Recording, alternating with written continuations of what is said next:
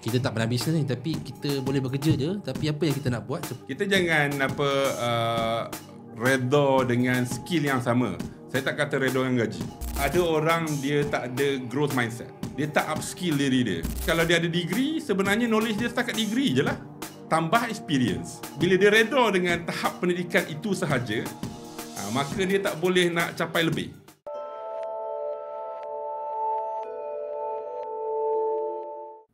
Assalamualaikum warahmatullahi wabarakatuh. Selamat datang ke podcast Di Sebalik Sampul. Dan pada episod kali ini kita bersama dengan seorang tokoh muda kewangan, kalau boleh saya katakan begitu.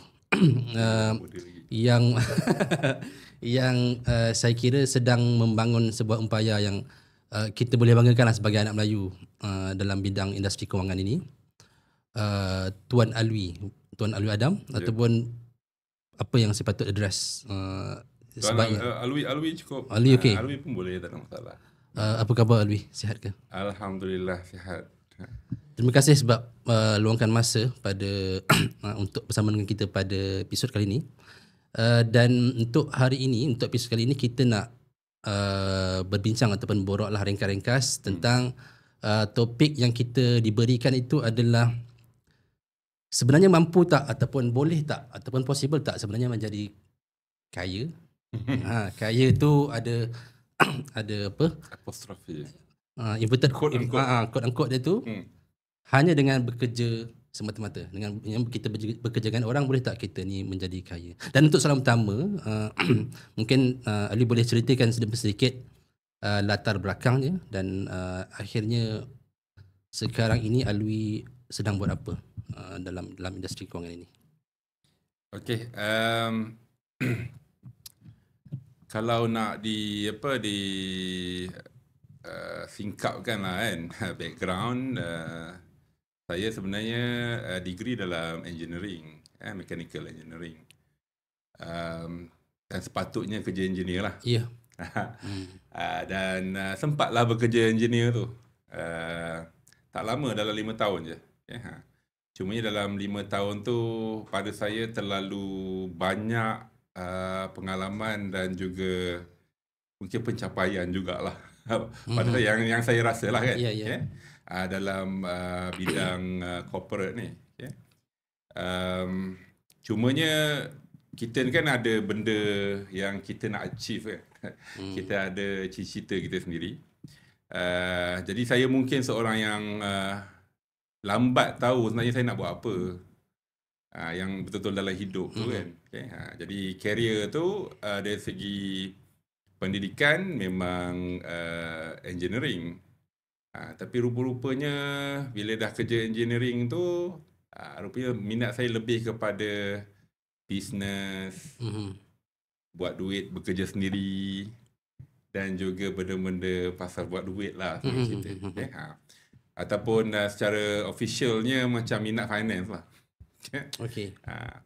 Jadi waktu SPM dulu pun memang ambil pun accounting apa semua. Cuma tidak dilorongkan ke arah tu. Tak nampak prospek kerjaya ke apa semua kan. Jadi saya melompatlah daripada engineering tu, oil and gas. Kemudian basically pergi ke finance. Dan cita-cita saya waktu tu ialah saya nak mengasaskan satu Islamic Wealth Management Company, something like that lah. Along the way benda tu lah saya nak buat. Kalau boleh cerita, ini masa usia berapa ni yang dah ada cita-cita yang sangat besar ni? Kiranya sepanjang waktu saya bekerja yang full time tu, oil and gas tu? Yang oil and gas tu, saya memang buat benda part time, ataupun side hustle lah. Dan itu kiranya blueprint untuk capai FIRE sebenarnya. You know FIRE, FIRE kan, Financial Independence, Retire Early. So ini benda yang saya dah basically discover waktu saya student. Waktu saya student, belajar engineering ni kira macam biasalah pada saya lah, maknanya belajar je lah, okey je. Setakat nak score tu tak ada masalah sangat. Dah pandai lah. Boleh kata begitulah, maknanya benda tu common. Untuk saya common lah benda tu, okey je. Tapi saya mencari benda yang lebih mencabar. Dan mungkin selalu ditinggalkan oleh kawan-kawan kan. Kawan semua ramai yang orang berada.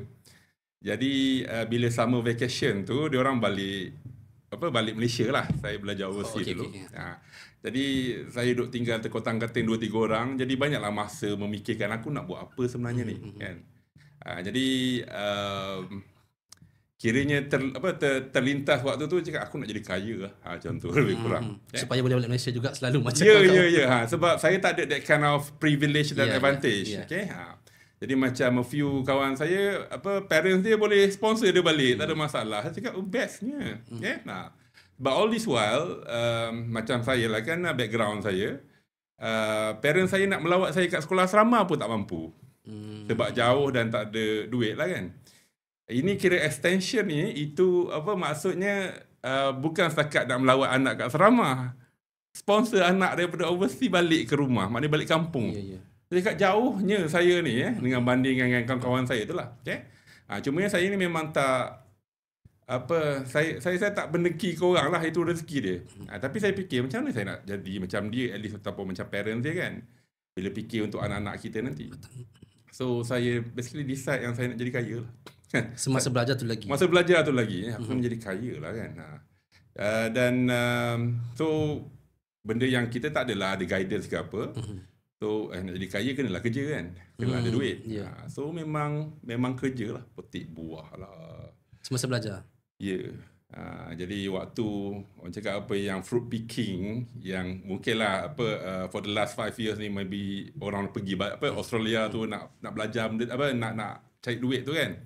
Kita dah buat dah 20 tahun lepas. Basically macam pioneer lah juga kan. Cuma kita bukan pekerja haram. Kita pakai visa working visa student. Jadi kira itulah mungkin caranya. Okay?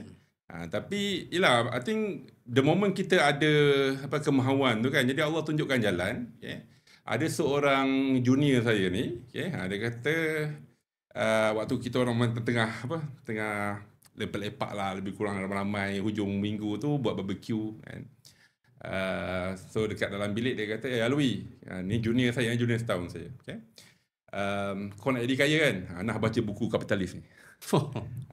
Maknanya benda tu takdir tu kan. Maknanya orang tahu kan. Sebab saya kalau nak buat apa-apa, saya memang cakap kat orang, aku nak jadi macam ni lah.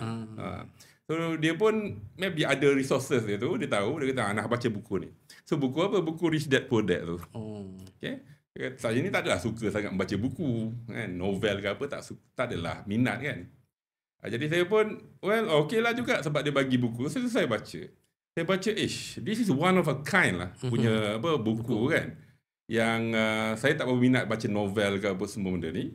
Jadi benda buku tu kira macam saya feel intrigue lah. Saya tak habis baca pun buku tu sebab jadi kan jiwa teknikal kan. Jadi saya kira skim through, kemudian tengok apa benda point yang dia nak sampaikan. Saya cakap this is actually very mind blowing kan. So basically saya follow lah blueprint Rich Dad Poor Dad tu, yang mana saya dapat simpulkan you need to focus buy asset, do not buy liability. Pada usia semasa belajar tu lagi. Lebih kurang dalam 19-20 tahun macam tu lah. Second year university. So saya kata this is no turning back lah kan. Aku kena kena gear up untuk capai so called financial freedom ni. Lenyak sampai lunyai tu kata dia macam I have no choice pun. Kan macam kalau kata nak banding dengan orang lain ni, I was at the bottom pun. Okay, there's no more more bottom than that. Okay, so there's nothing to lose. So buat je lah. Jadi in order to buy asset, I need money, capital. So I have no money. So kena adalah duit tu, modal tu. So tu yang jadi tambah semangat untuk bekerja lagi tu. Petik buah, apa lagi? Kerja delivery pizza, hantar surat khabar, buat bisnes bihun goreng, jual kat surau student. Semua tu buat lah sebab saya tahu bila saya balik nanti saya kena ada capital untuk saya nak beli aset. And then one of my close friend, dia ni ayah dia banker kot. Jadi parents dia memang dah ada ASB kira macam full lah untuk dia. Balik-balik kiranya kalau dia nak beli rumah, duit dah tersedia. Saya tak ada benda tu. Okay? Jadi saya kata saya nak kena match jugalah dengan dia kan. Maksudnya bukanlah macam betul nak compete dengan dia. Okay? Tapi more or less kena ada benda tu untuk ada saya. Benchmark lah untuk kita. Benchmark tu bila balik nanti kalau saya nak mulakan perjalanan fire tu, okay, maknanya dah ada momentum. Okay? Jadi buku tu satu, kemudian bila kan kita Google, kita buat research sendiri kan. Jadi keluarlah yang fire movement ni. Okay? Iaitu Millionaire Before 30. Okay? Financial Independence, Retire Early. Saya macam this is benda yang saya kena buat lah ni kan. This is good. Okay? Dan so-called mazhab ni ataupun adalah buku dia kalau nak research nanti kan. Adalah dia letak staggered. Okay? Kita nak capai financial freedom macam mana. Kemudian apa level-level dia. Jadi balik tu okay, kiranya ada sedikit momentum tu. Dan bekerja memang bagai nak gerak lah orang cakap. Okay? Memang kerja memang betul-betul pulun. Okay? Dan memang perform lah. Bila perform dapat banyak bonus, reinvest lagi, cari opportunity. Okay. Dan dalam 5 years tu, I managed to achieve the target lah basically. Okay. Millionaire Before 30 tu? Yes. Okay. Jadi sebab at the right time, at the right place, with the right strategy kan. It so happen that orang cakap perjalanan tu bukan masa kerja tu, baru mula dari student lagi. Jadi waktu tu pula kita punya market property market dengan financial market pun tengah kita panggil tengah cakap macam buluran lah kan. Okay? Jadi bila revisit balik, actually aku dah capai dah benda ni. So what should I wait kan? So kita istikharah sikit kan, pergi umrah kan.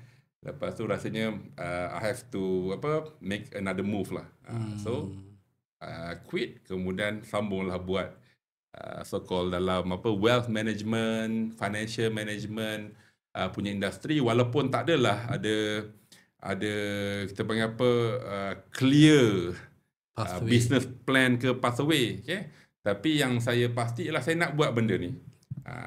Dan kita pun sebenarnya kenal diri kita tau. Kan? Saya ni seorang yang kalau saya minat benda tu, tak ada orang boleh paksa, tak ada orang boleh halang saya dan juga tak perlu orang nak paksa saya buat. Kalau saya dah rasa lemah-lemau nak buat ni, yang ini kira bad indicator lah, maknanya hilang passion tu. Jadi bila saya sanggup tak tidur malam, sentiasa ada cetusan-cetusan idea kan. Saya tahu saya boleh berjaya.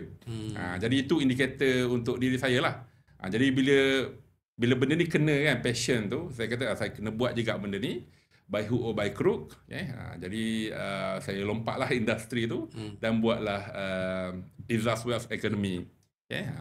Jadi mengajar kewangan, kemudian trading. Dan saya pun kira macam full time trader lah. Sebab weekday mana ada training sangat kan. So banyak kita buat program weekend.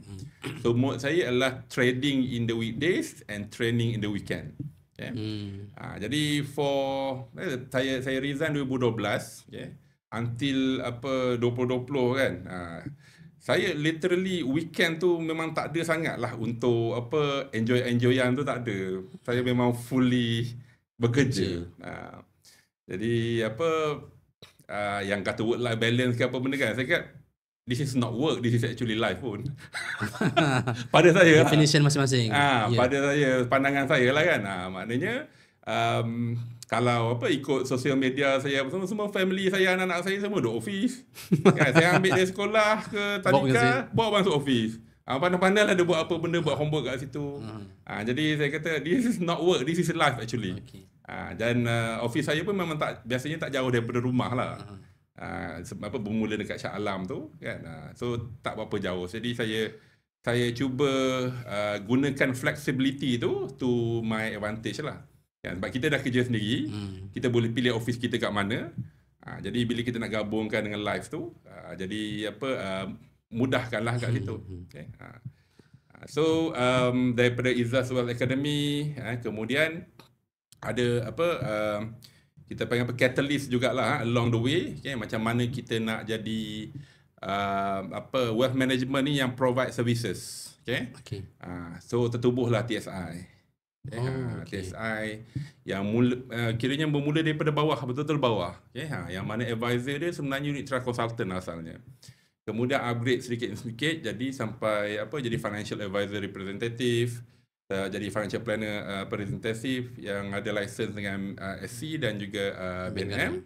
Okay, kira macam fast forward, kira the team, okay, establish TSI Wealth Planners. Okay, saya lebih kepada macam spiritual guidance lah, lebih kurang macam tu lah kan. Ayatullah gitu.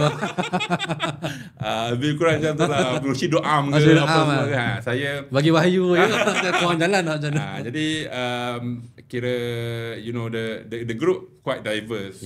Ada yang buat takaful, ada yang buat unit trust, ada buat wasiat. Kita pula ada yang training pula kewangan, ada yang training saham kan, apa yang apa trading tu kan, investment. Okay. Kemudian bahagian pusaka pun ada. So the group is quite big lah kan. Jadi saya basically supervise daripada langit lebih kurang macam tu.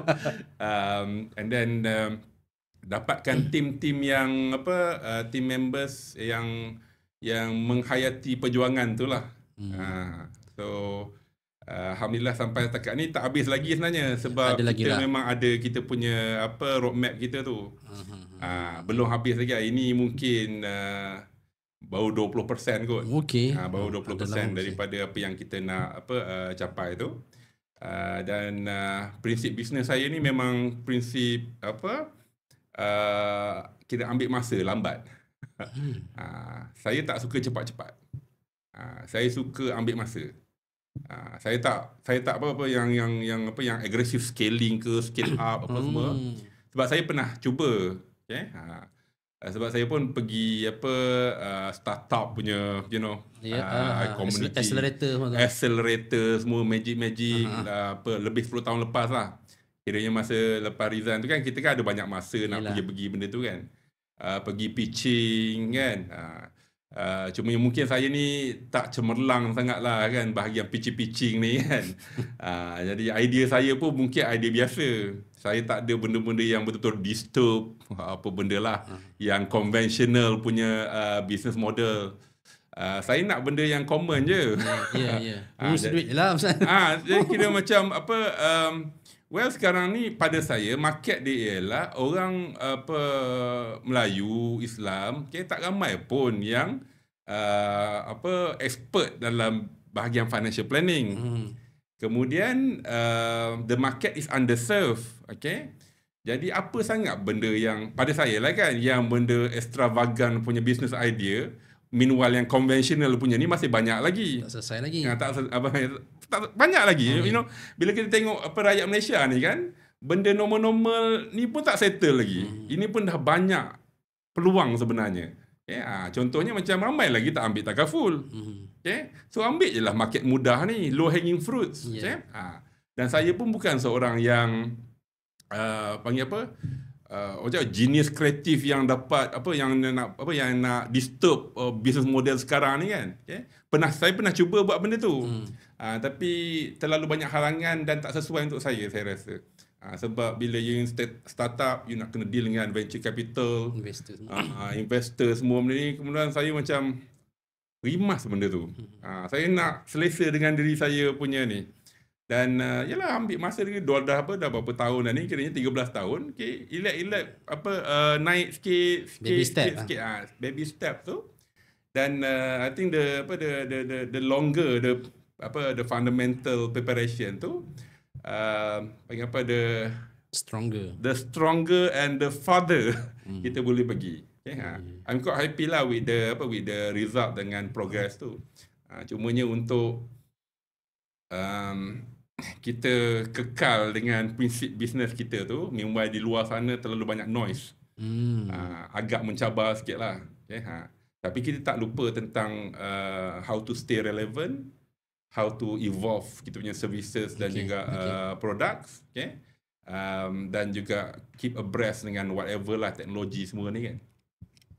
So tu basically lah jadi sampai ke TSI Group, ada TSI WP dan sebagainya lah.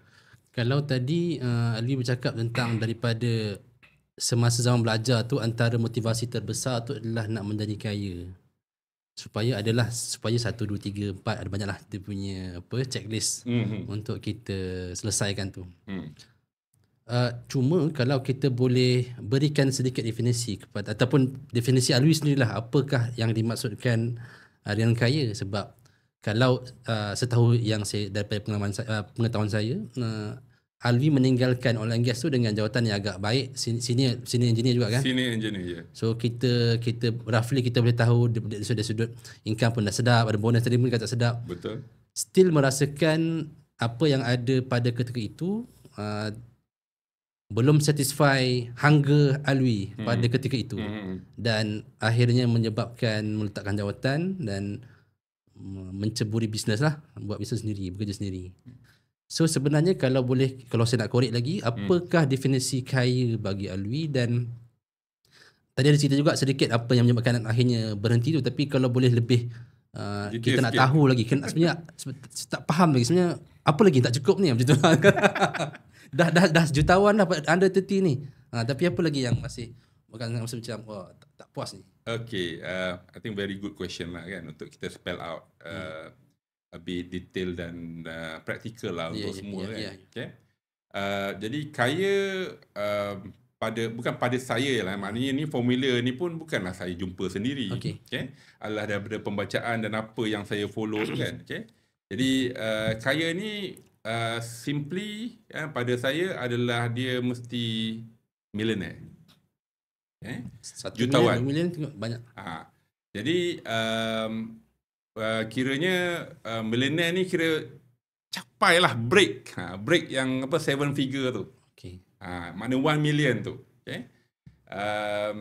Iaitu dengan yang net worth tadi. Okay. Okay.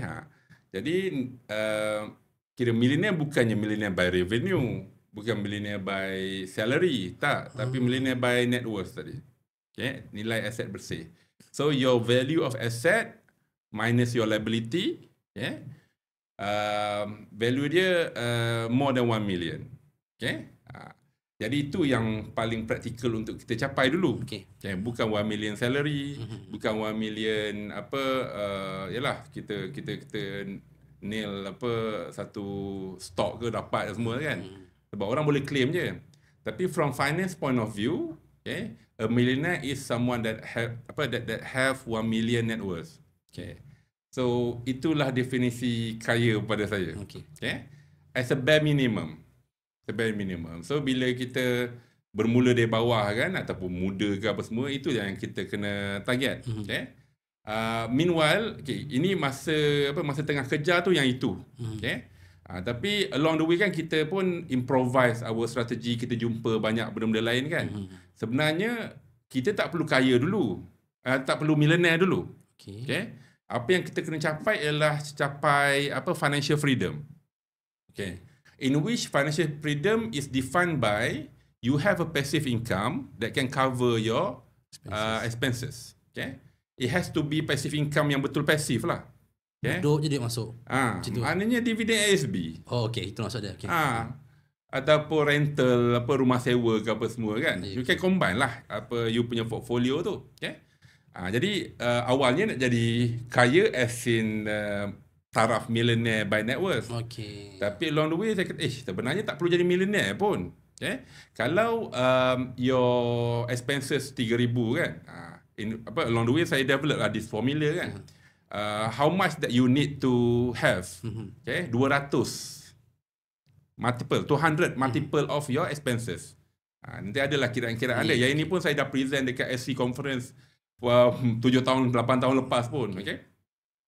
Jadi your financial freedom number adalah 200 multiple of your expenses.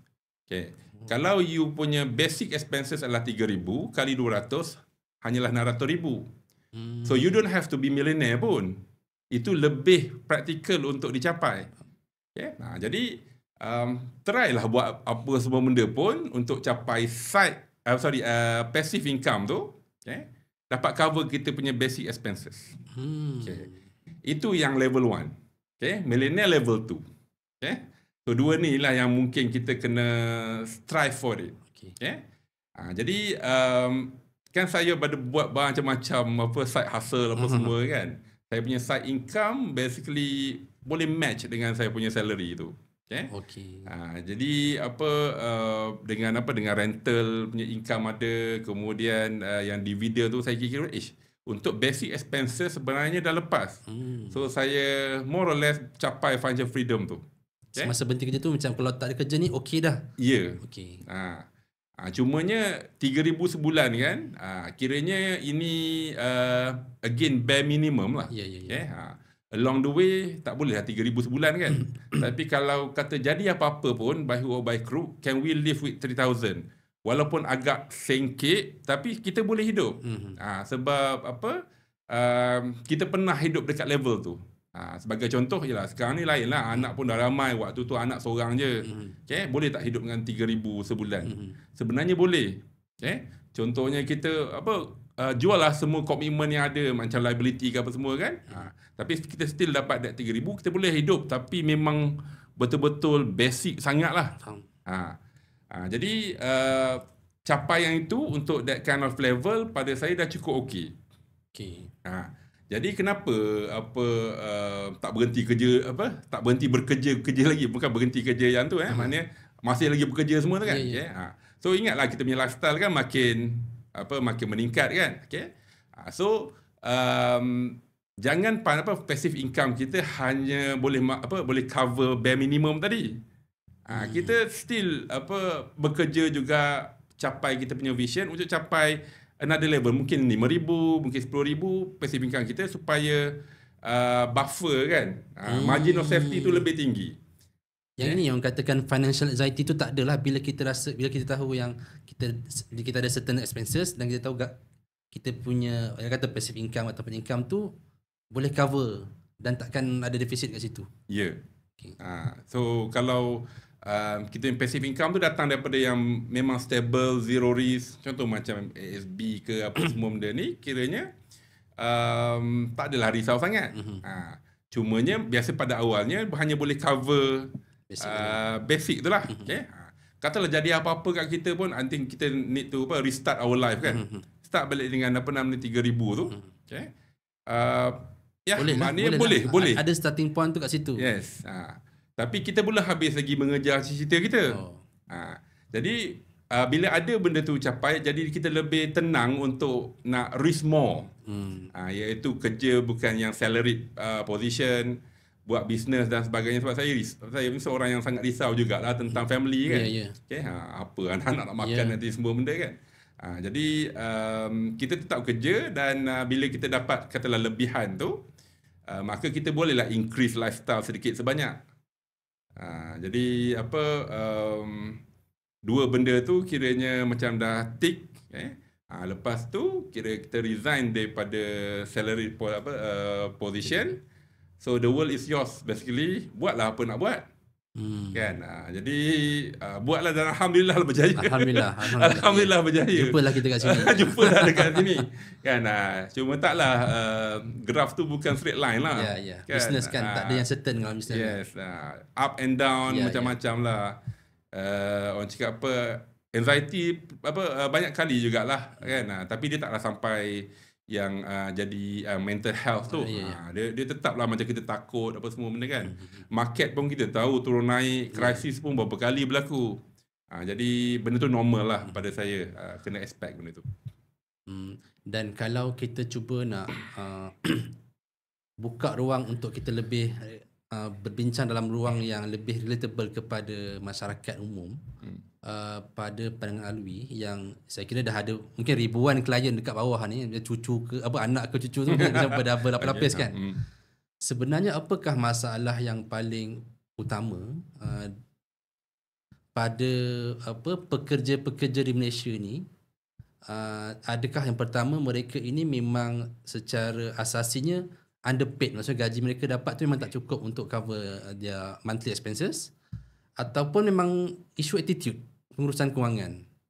Sebab Dawson keluarkan data kata lebih kurang 2,500 ke 3,000 lah on average gaji-gaji orang dekat Malaysia ni. So sebenarnya 2,500 ke 3,000 tu memang tak cukup ke, ataupun sebenarnya memang orang Malaysia atau especially orang Melayu ni tak pandai nak menguruskan kewangan?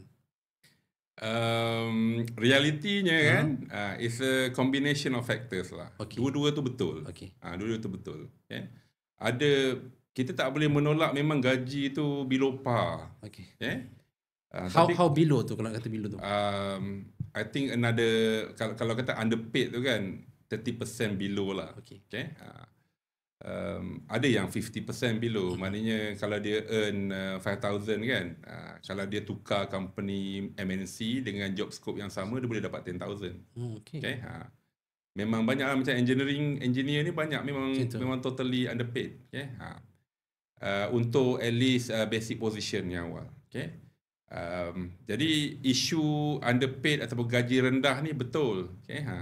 Tapi itulah kalau kita bincang dalam skop yang lebih besar kan, market ni job market lah, job market apa semua ni sebenarnya untuk saya lah dia agak praktikal.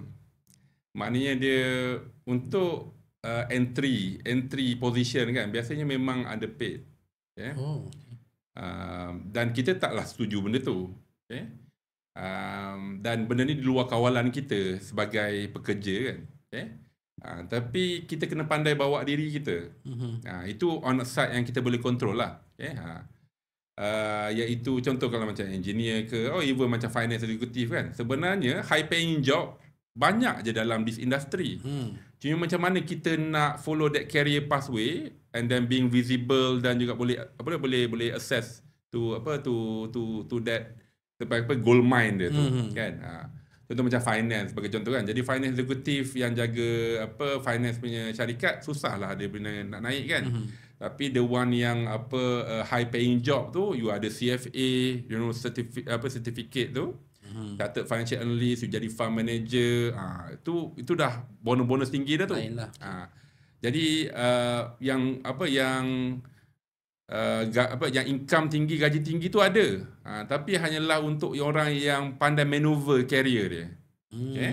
Engineer pun sama. Okay? Jadi kalau you go to kita panggil specific skill kan. Okay? Oil and gas of course lah. Okay? Dia mungkin dah berlalu jugalah dia punya golden era dia kan. Okay? Tapi high paying job dia banyak kat situ.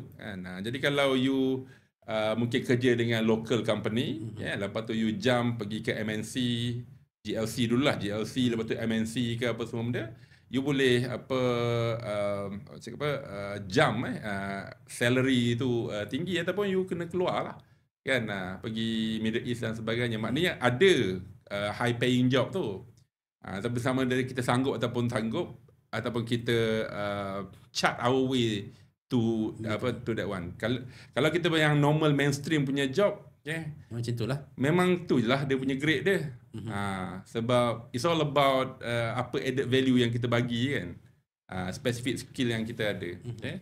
So it's both factors, datang daripada mungkin underpaid tu. Yang kedua, ini pun common juga sebab saya bergelumang dengan industri yang orang high paid ni. Dia orang pun bila dah selesa ni pun membazirkan opportunity untuk dengan income yang banyak ni untuk create long lasting punya wealth. Jadi pengurusan kewangan dia pun tak berapa solid lah kan. Jadi kalau kita low income earner tak pandai urus kewangan, memang kita akan tenggelam. Kalau kita low income earner tapi pandai urus kewangan, kita akan survive. Kalau kita high income earner tapi kita tak pandai urus kewangan, tak bijak menguruskan kewangan, kita sama je macam kalau tak high income ni. So back to square one pun. Mungkin nampak mewah tapi sebenarnya tak sebenarnya miskin juga. Tapi kalau kita high income, bijak kewangan, yang ini yang kita nak target, maybe 5 to 10% je of the population yang begini. Jadi it's a combination of factor. tak ada apa satu yang memang ini faktor utama lah pada saya. Underpaid boleh jadi, okay? Tak pandai urus kewangan pun boleh jadi. So bila kita tengok tadi ada 4 kategori kan. Kalau panggil apa MBA graduate kan, dia kena buat quadrant tu kan. Quadrant adalah tu low income, low financial IQ. High income, low financial IQ. Sama je. So kita nak pilih kategori mana? Biasanya top right, okay? Top right kan, maknanya yang quadrant atas tu, yang itu yang kita nak jadi. Dan yang atas tu ialah rare breed lah. So kena ada mindset shift, kena selalu belajar, kena ada extra effort kat situ. How to go to that top right punya quadrant. Kalau tadi bila Alwi cakap kita nak cuba achieve yang right quadrant, right up quadrant tu, dia high income dan juga literacy financial literacy dia tinggi juga. Yes. Kebijaksanaan kewangan dia pun tinggi. Ada kena ada mindset, certain mindset. Dan you mention a lot dekat dalam, ingat dalam buku DIY minda kewangan. Boleh elaborate juga tak sikit tentang minda kewangan ni sebenarnya apa benda? Okay. Bila kita kata kita ni bijak kewangan kan, everybody has their own definition. Okay? Saya pun mengajar berbelas tahun ni kan. Semua orang ada dia punya opinion apa tu sebenarnya mengurus kewangan apa semua kan. Okay? Jadi kita nak kena ada satu agreeable definition ke ataupun konsep. Kalau kata kita bijak kewangan ni apa? Apa yang kita boleh refer kan? Apa benda yang standardnya? Sebab ada orang kata aku okey je, duit masuk gaji tiap bulan aku spend, jaga dekat MAE Maybank to you tu okey lah, duit cukup. Aku dah bijak kot. Kan? But that is not the real definition. Okay? Jadi yang saya cuba terjemahkan dalam buku tu, buku tu ada tunjuk otak tu, ada gambar otak. Ada gambar otak tu. Jadi saya cuba nak selaraskan framework kita kan, ataupun world view lah orang selalu cakap orang falsafah ni kan. Okay? Bijak kewangan ni sebenarnya you tahu all the elements of financial planning. Okay? Buat cash flow kan, buat net worth statement, buat budgeting, ambil risk management, protection, takaful, kemudian ada emergency fund, investment portfolio, bayar tax, bayar zakat, pendidikan anak-anak, kemudian pusaka. Komprehensif lah, memang yang komprehensif tu, yang holistik tu. So bila kita kata seorang tu bijak kewangan, dia faham benda tu. Bukan sekadar okey je aku cukup duit tiap bulan, itu tak bijak lagi. So yang kalau kita nak jadi yang top right tadi tu, dia high income mana, dia faham financial planning tu apa. All the elements dalam tu, minimum 7 elements dalam tu. So kita nak standardize, kalau you bijak kewangan, you tahu macam mana nak buat cash flow analysis yang untuk ni lah, maknanya duit keluar masuk tu, which is hanya MAE ataupun Maybank to you je kan. Tak cenggur je ke, I dah track ni okey je. I guna credit card, nampak I punya perbelanjaan. Itu satu daripada 8 elemen. Itu pun entah betul tidak you buat tu. Sebab after you track you punya expenses semua ni, data tu kita kena analyze dan dapatkan you sebenarnya dekat mana. Adakah you punya surplus tu okey? Is it healthy? How many percent? Itu bahagian kita analyze. So dah buat yang cash flow tadi, tahu you punya all the indicators, katalah 10%, ada buffer or tolerance setiap bulan dan sebagainya, baru kita tahu kita level mana, sihat ke tidak. What more can we improve? Ataupun kita memang sebenarnya at the bottom. So kalau setakat tengok je transaction, tak jadi apa. Jadi yang kata bijak kewangan tu ialah orang yang boleh analyse, aku ni sakit apa sebenarnya, dia boleh self-diagnose. Itu yang kita perjuangkan untuk ajar benda tu. Dalam kita punya modul di awal 360, kemudian kita upgrade jadi FFBR tu, Financial Freedom Blueprint. Kemudian ada reloaded, kemudian ada revolution. Sebab it's a fast changing world kan. Jadi kena incorporate benda-benda baru apa semua benda. Jadi itu yang standardized punya pemahaman konsep bijak kewangan yang itu. Okay? Dan kita juga introduce yang dalam otak tu, okay? Kalau lah mungkin perasan kan, dia ada otak ni pun saya bagi kepada 4 kuadran. Okay? Dan ada tulis satu asset liability, income expenses, asset liability. Okay? Sebab kalau kita go I think bila kita go corporate dan juga a bit professional kan, macam MBA punya graduate, kita diajar untuk keluarkan konsep satu benda untuk memahamkan orang kan, okay? mempermudah konsep tu. Okay. So yang itu yang saya keluarkan, yang otak tu DIY financial brain tu kan. Okay. In which kita ni punya otak kita kena berfikir dalam satu kerangka flow tu, financial planning, kemudian dalam kuadran tu. Okay. Kuadran tu adalah satu tools untuk kita buat problem solving ataupun decision making.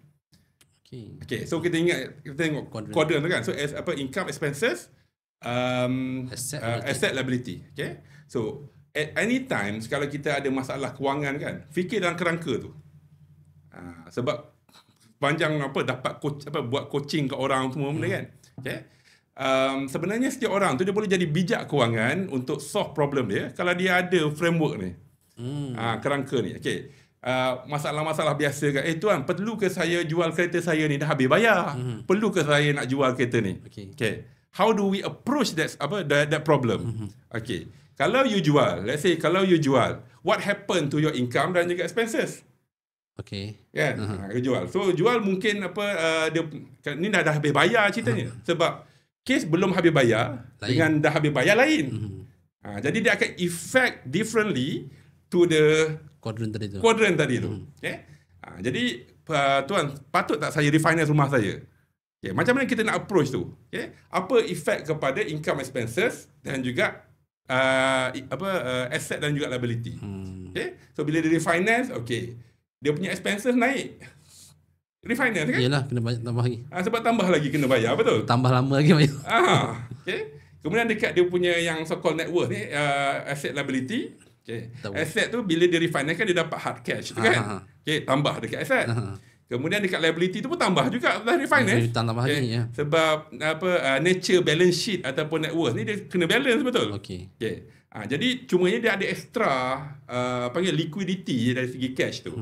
Maknanya dekat bahagian dekat bahagian net worth ni ataupun balance sheet kita ni dia neutral. Okay.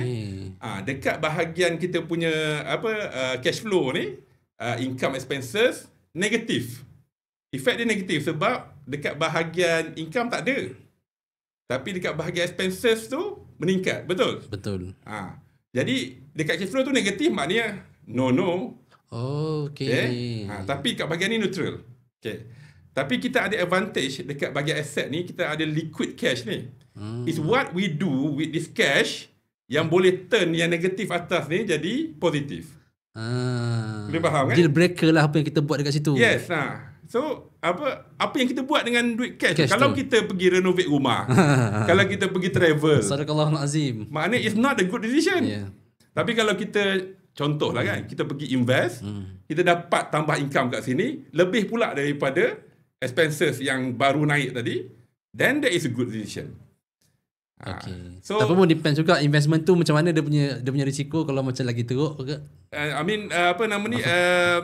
Prospek apa yang kita buat tu. Kalau dia masuk scam habis.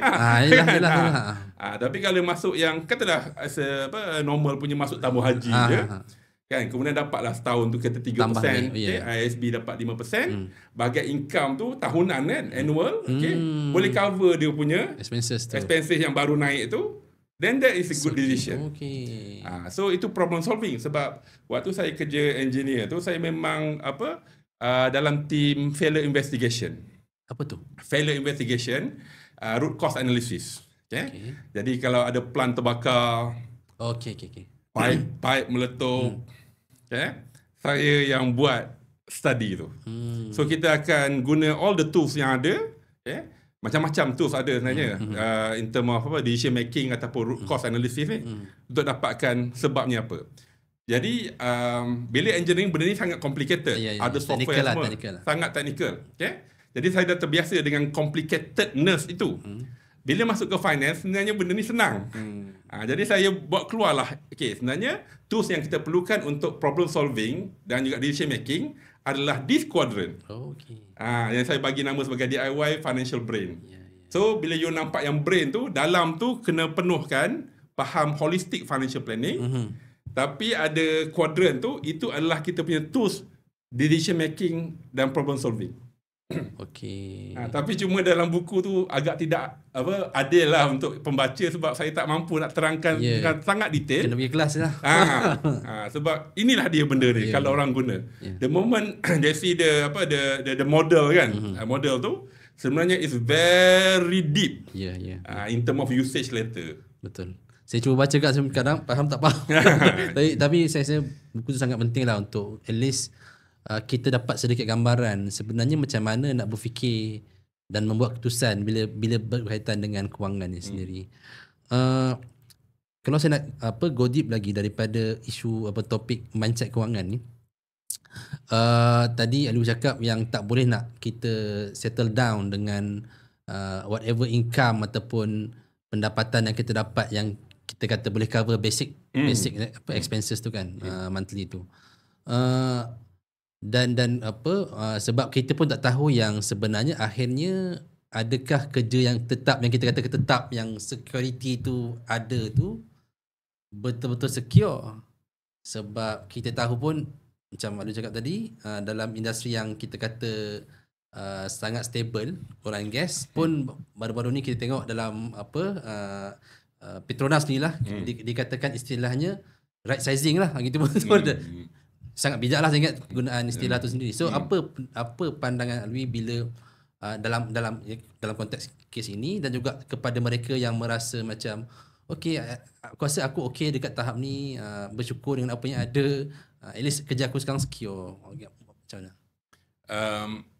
Pentingnya kalau ikut kira kaedah yang saya apply ni, yang financial mindset, financial freedom ni, adalah persediaan untuk benda tu.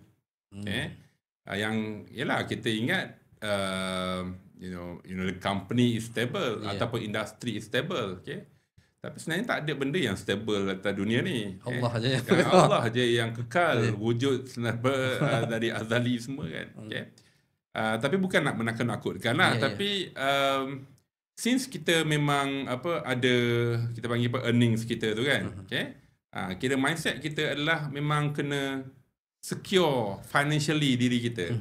Jadi kalau kita kata dari awal, kita memang dah buat pengurusan kewangan yang betul dengan ada target dia dan sebagainya, jadi apa-apa pasal company ke ataupun apalah industri yang kita terlibat tu, at least kita ni at least kita ni secure sebab kita bina empayar kewangan kita sendiri. Dia tak rely kepada syarikat ataupun industri tu. Maknanya kita build financial fortress kita sendiri. Yang kata itulah yang orang tanya, kenapa kau sibuk-sibuk buat ni ke, ada extra income semua benda ni nak capai passive income, boleh cover you punya expenses ke apa. Kata ini memang saya punya financial fortress. Jadi apa-apa dekat my hard earning punya ni kan, job ni kan, at least aku tidak affected dan jadi desperate lah. So ada backup yang kuat kan. Jadi to the basic yang itulah yang kita nak kena capai dalam kewangan kita. Betul. Jadi bila yalah apa-apa yang berlaku right sizing ke kan, yang ni kalau orang tu dah betul-betul ikut cara mengurus dengan framework tadi ni, apa-apalah framework saya ni, ataupun nak follow orang lain pun tak kisahlah kan, tapi yang ni so kita taklah terlalu dependent ataupun terlalu stres sangat. Jadi itulah maksud asal kenapa benda tu dibuat ataupun kita sangat-sangat motivated nak mengajar bahagian tu. Sebab orang cakap kalau follow kau punya ni nanti aku kena resign. Adalah yang beragapan gitu kan. Saya kata tak. So long that you love your job, you perform at your job, continue working, tapi bahagian financial fortress financial kita ni steady. Saya tak buat tak memaksa orang ikut saya resign sekali. Taklah berdakwah pada semua orang, kita semua kena bisnes sendiri. Itu personal choice pada saya. Tapi yang penting adalah kita work by choice. Kalau terpaksa so, tak ada duit ni, kena kerja ni. Kena kerja juga tu yang jadi stres dan tak perform. Tapi kalau kita jaga kewangan kita elok-elok, okay, kita punya mental health pun tinggi, tak stres tak apa, kita perform dekat job dan kita suka kerja kita tu, dan kita pun tak ada apa-apa keinginan nak buat bisnes sendiri ke, buka bakery ke apa benda, tak ada pastry ke apa kan, tak ada, kerja macam biasa je lah. Tapi yang ini steady, kewangan kita steady. Bukan memaksa untuk resign dan follow aku keluar buat company ke apa, tak ada. Itu atas kita masing-masing lah. Cuma untuk saya sendiri, saya nak macam tu. Dan kita kena faham lah, tak semua orang pun sesuai buat bisnes sendiri. Seriously, betul. Ada orang dia boleh perform dalam salary position. Dia boleh jadi intrapreneur. Intrapreneur, Instead of entrepreneur, dia jadi intrapreneur. Maknanya entrepreneur dalam organisasi. Dia bukan the owner ke founder, bukan. Tapi dia adalah orang yang ada business mindset yang dalam organisasi. So intrapreneur kan. Saya tak sure lah term ni officially betul kita, tapi pernah saya mendengar waktu saya belajar kursus keusahawanan, itulah term dia. Kalau secara peribadi sebenarnya betul ke memang kita sebenarnya ni balik pada soalan kita yang besar tadi lah. Memang boleh betul-betul jadi kaya ke dengan hanya bekerja? Dan kalau ada tak Ali pernah terjumpa dengan orang ni, dan kalau boleh cerita apa ciri-ciri mereka ni yang kita kalau boleh nak tiru lah. Kita tak pernah bisnes ni, tapi kita boleh bekerja je. Tapi apa yang kita nak buat supaya at least istilah kaya tu lah, kembali kepada kaya tu lah. Macam mana tu? Well, solid 100% boleh. Dan possible sangat, dan ramai je yang dah achieve. Hanya dengan bekerja. Hanya dengan bekerja je. So, provided kita kena smart lah. Smart ni maksudnya apa? Kita jangan redha dengan skill yang sama. Saya tak kata redha dengan gaji. Saya kata redha dengan skill yang sama. Sebab ada orang dia tak ada growth mindset. Dia tak upskill diri dia. Dia tak naikkan value dia. Dekat job market ke apa semua benda kan. Jadi dia redha dengan kemahiran dia. Kalau dia ada degree, sebenarnya knowledge dia setakat degree je lah. Tambah experience. Jadi bila dia redha dengan tahap pendidikan itu sahaja, maka dia tak boleh nak capai lebih. Sebab tu contoh macam eksekutif kan, dia orang ambil MBA nak jadi manager kan. Bila ada katalah kandidat 5 orang, dia ada MBA, dia lah yang mungkin atas. Dan MBA ni biasanya ambil dengan duit sendiri. Investment lah kiranya. Kira investment lah. Itu maksudnya dia tak redha dengan sijil degree sahaja. Dia nak master. Lepas tu mungkin dia ambil DBA ataupun dia buat PhD ke apa semua benda. Maknanya dia sentiasa add value to himself macam tu. So dia tak redha dengan takut lama skill knowledge yang dia punya ada tu. Sebab dia sentiasa fikir untuk dapat top priority. Kalau orang orang compare kan, compare kandidat ni dia yang berada dekat top. Itu cara untuk kita menang dalam apa-apa pertandingan lah. Kita give more. Kita give more daripada kandidat yang lain. Ini the sure punya way untuk kita menang. Ataupun nak upgrade. Ada orang dia go by mungkin politicking, kabel-kabel. Itu cerita benda lain lah. Kan? Kita yang betul macam saya lah kan, orang yang lurus bendul ni kan. Maksudnya bukanlah bendul tu, lurus.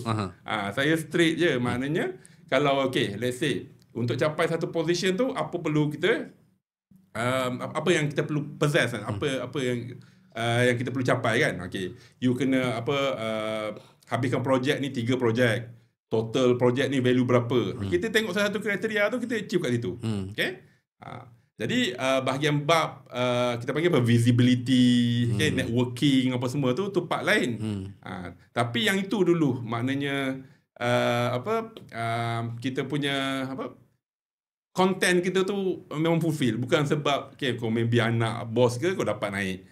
Kau mungkin kawan golf kau boleh naik. Yang itu lain punya cerita lah, bahagian politicking kan. Tapi yang ini yang betul-betul kita boleh usaha diri kita ni, cari yang susah sedikit tapi surest way. Jadi kalau yang itulah yang dikatakan smart. Sentiasa reskill, upskill, tambah sertifikat yang ada. Sertifikat saya dalam finance tak boleh habis jari nak kira. Saya tengok kalau nak baca tu panjang kan.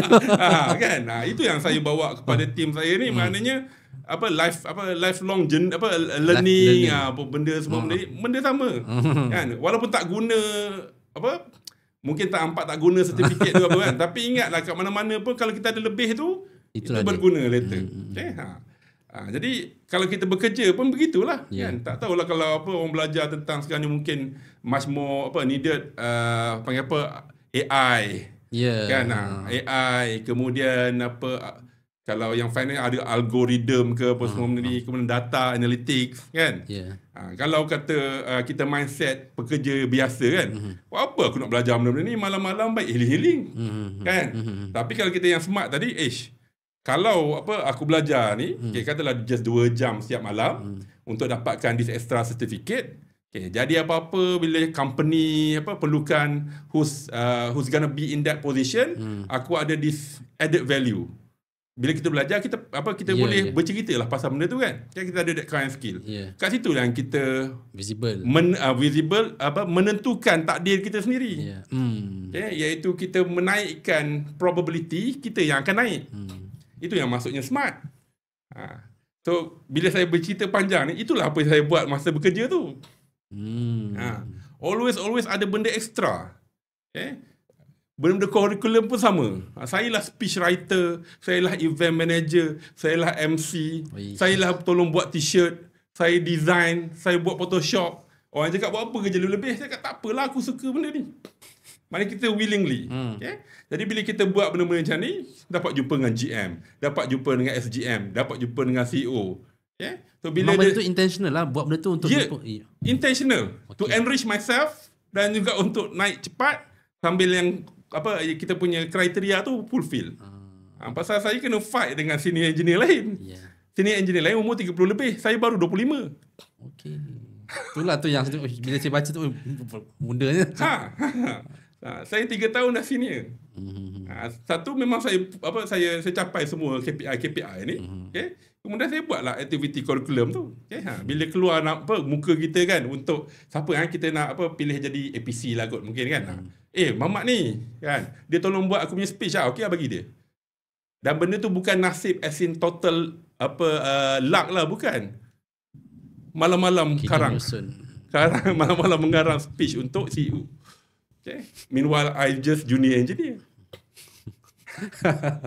Tu panjang lebar nak cakap macam mana sebenarnya nak sampai ke tahap ni, dia bukan by luck, by hard work, smart. Kena smart. Smart tu. Smart, Kemudian bila kita ada extra capabilities and qualities tu, kalau kita nak switch jam company lain ke apa semua ke, kat situ yang ada difference in term of gaji ke apa semua benda kan.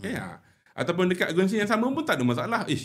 Rupanya ada 1 kosong position ni, daripada kita rekrut orang luar yang maybe kena belajar balik the business, baik dia internal punya promotion kan. Siapa je yang ada? Mamat ni.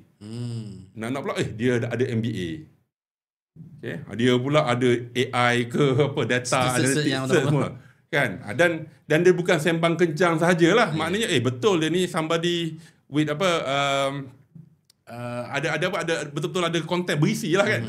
So kita yang mungkin akan naik. Dan kalau kita tengok high flying CEO dekat GLC apa semua, ialah orang-orang yang begini. So itulah bila kita smart tu, dia tetap makan gaji, tapi dia punya naik progress tu cepat daripada yang lain.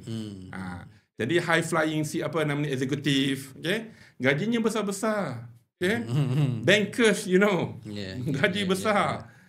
Jadi dia-orang ni masih lagi mode makan gaji, tapi gajinya besar.